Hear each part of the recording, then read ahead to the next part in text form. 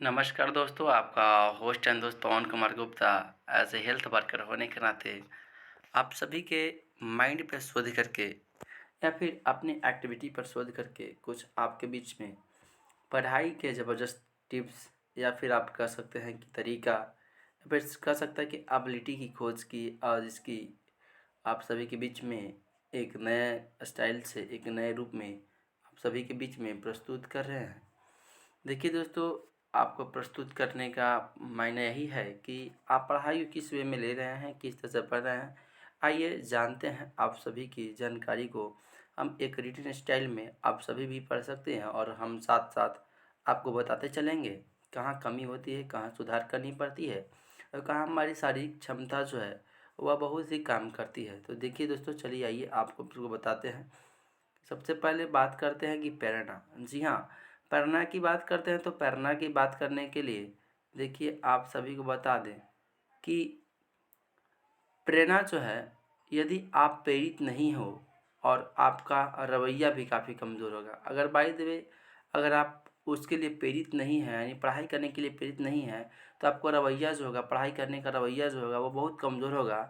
तो आपका पढ़ने का ज़्यादा समय ज़्यादा से ज़्यादा उत्पादित नहीं हो सकता है, क्योंकि कोई परीक्षा पास करने के लिए आपके पास एक ही मौका होता है। जी हाँ, कोई भी परीक्षा पास करने का ज़्यादातर एक ही मौका होता है।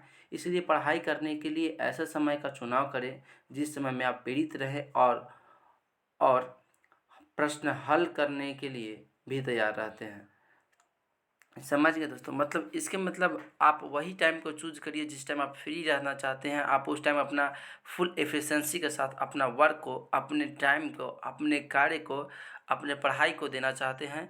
उसी टाइम में आप इसको चूज़ करिए। उसके बाद आप इसी को प्रेरणा बोलते हैं। फिर अगला बात आती है टाइम मैनेजमेंट। टाइम मैनेजमेंट की बात करते हैं तो टाइम मैनेजमेंट ये वह समय नहीं है जो आपने पढ़ाई करने में बिताया। जी हाँ, टाइम मैनेजमेंट के मतलब ये नहीं है कि ये वह समय नहीं है जो आपने पढ़ाई करने में बिताया, बल्कि ये वह समय है कि उस समय में आपने क्या हासिल किया। यानी 40 घंटे की परीक्षा की पढ़ाई करने में बिताना और अंत में उसमें केवल सी ग्रेड मिलना, मतलब आप अपने समय को व्यर्थ गँवा रहे हैं। इसलिए आपको अपने स्टडी प्लान को विकसित करने की ज़रूरत होती है और समय का सदुपयोग करने की ज़रूरत भी होती है, तभी आप बेहतर परिणाम और रिजल्ट पा सकेंगे। यानी दोस्तों, कहना यही चाहते हैं कि अगर आप कभी भी टाइम मैनेजमेंट कर रहे हैं या फिर आप कहीं भी समय दे रहे हैं, तो उस समय से क्या आउटपुट मिलता है उसके ऊपर आप इसमें दिमाग लगाइए। इसमें नहीं, आपको बनियागिरी का दिमाग लगाना पड़ेगा कि आपने जो सामान बिक्री की उससे आप कितना फ़ायदा कमा रहे हैं, कितना नुकसान हो रहा है, उस बात को आप अहमियत को समझना पड़ेगा आपको। समझ गए दोस्तों।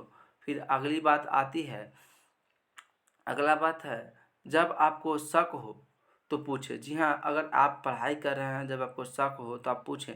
यदि आपको कोई विषय समझ नहीं आता या आपको थोड़ा शक है तो निश्चिंत होकर अपने सलाहकार, परिवार या दोस्त या फिर सर से पूछें, क्योंकि किसी भी विषय पर यदि शक हो तो उसे दूर करना बहुत ज़रूरी होता है। यानी जिसको हम लोग बोलते हैं कि क्या बोलते हैं उसको कि हमको एक्सेप्शन है या फिर हमको प्रॉब्लम वहाँ पर होता है या फिर हमको समझ में नहीं आता है, उस चीज़ को आप निश्चिंत होकर पहले अपना जो है कि उसको क्लियर करिए। कन्फ्यूज़ जहाँ पर है वहाँ पर आप क्लियर करिए।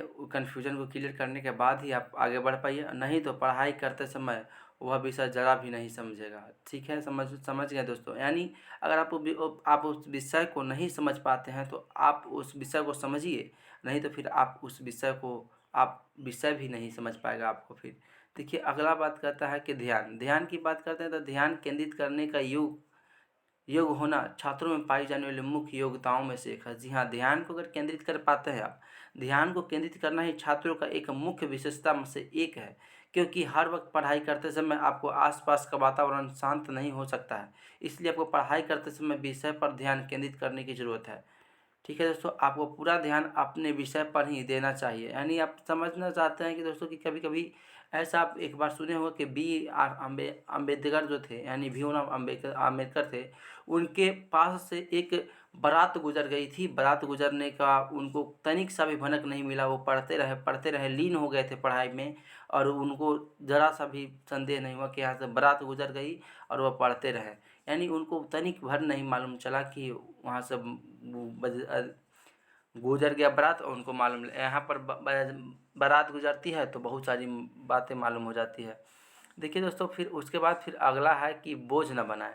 बोझ न बनाने का मतलब होता है कि पढ़ाई का बोझ लेकर आप केवल किताबों के साथ रह सकते हैं, उनमें लिखा ज्ञान प्राप्त नहीं कर सकते हैं। आप पढ़ाई को समान तरीके से, इससे प्यार करने की कोशिश करें, इसकी अहमियत समझें और फिर पढ़ाई करें। बोझ बनाकर पढ़ाई करने से, पढ़ने से आपके नंबर नहीं आएंगे, बल्कि इसे हल्का बनाएं और इसमें अपना इंटरेस्ट को जगाने की कोशिश करें।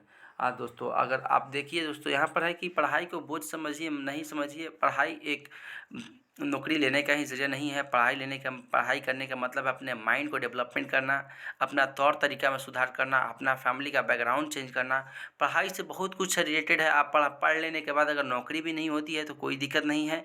आप उसमें पढ़ने के बाद क्या सही है क्या गलत है, आप इस मायने पर पहुंच जाते हैं, आपका माइंड डेवलप कर जाता है और पढ़ाई करने के बाद ही माइंड जो है वह डेवलप कर पाती है। तो यह जानकारी आप सबको अच्छा लगेगा दोस्तों। आप सब इससे मोटिवेट होइएगा। मोटिवेट होने के बाद आप पढ़ाई को सही तौर तरीके से आप कर सकते हैं। तो यह जानकारी आप सबको कैसा लगी, आप हमको बताइएगा कमेंट सेक्शन में। और अपने इस वीडियो को, अगर आपको अच्छा लगा हो, आपको तरीका अच्छा लगा हो, तो आप इस वीडियो को अपने दोस्तों में ज़रूर शेयर करें दोस्तों। धन्यवाद।